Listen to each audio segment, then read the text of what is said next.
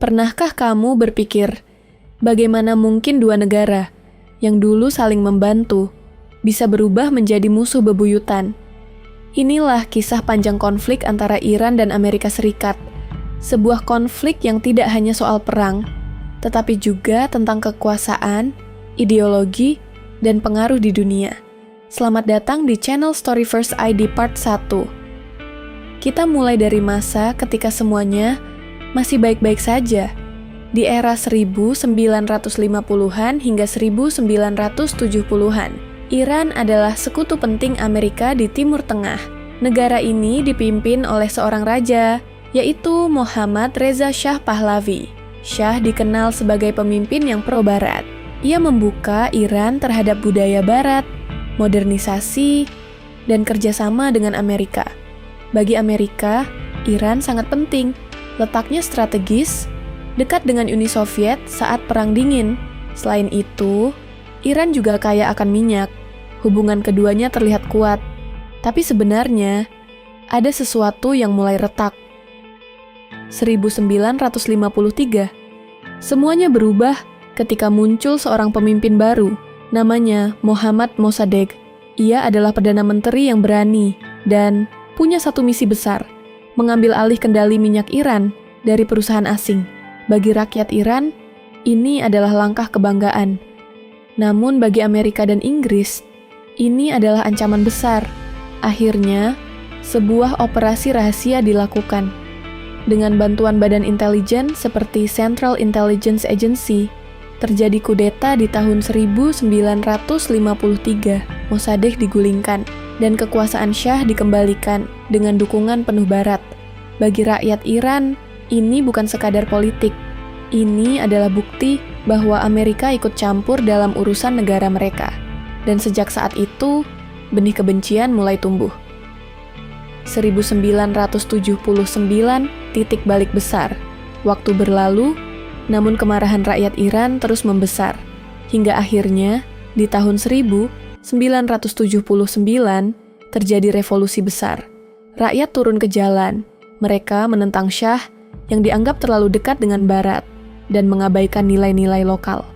Shah pun akhirnya jatuh, dan muncullah sosok baru yang mengubah sejarah Iran, Ruhollah Khomeini. Khomeini membawa ideologi baru. Ia menolak pengaruh Barat, terutama Amerika.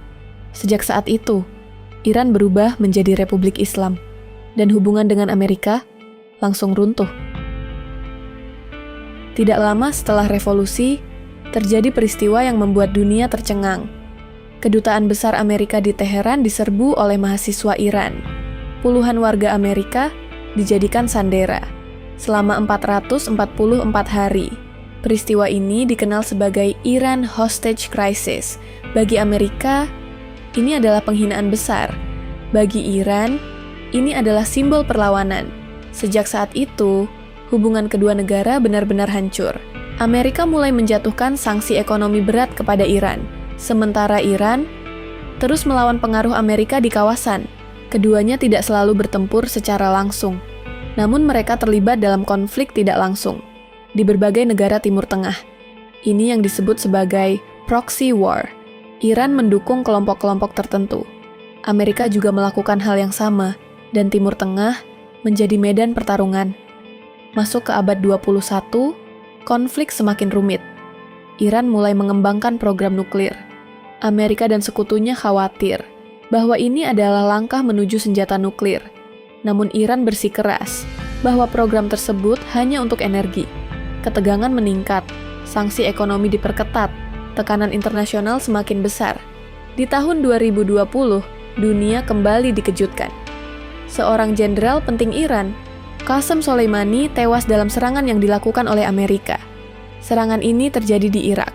Bagi Iran, ini adalah provokasi besar. Beberapa hari kemudian, Iran meluncurkan serangan balasan ke pangkalan militer Amerika. Dunia pun tegang. Banyak yang takut perang besar akan pecah. Hari ini, hubungan Iran dan Amerika masih jauh dari kata damai.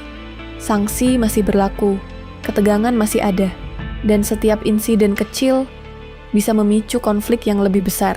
Dari sekutu menjadi musuh, dari kerjasama menjadi konflik berkepanjangan. Kisah Iran dan Amerika mengajarkan kita satu hal, bahwa sejarah, keputusan politik, dan kepentingan kekuasaan bisa mengubah arah dunia.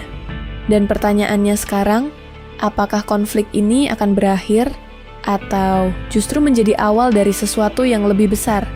Kalau kamu suka konten sejarah dan geopolitik seperti ini, jangan lupa like, share, dan subscribe. Karena di channel ini, kita akan membahas cerita-cerita dunia yang jarang kamu dengar.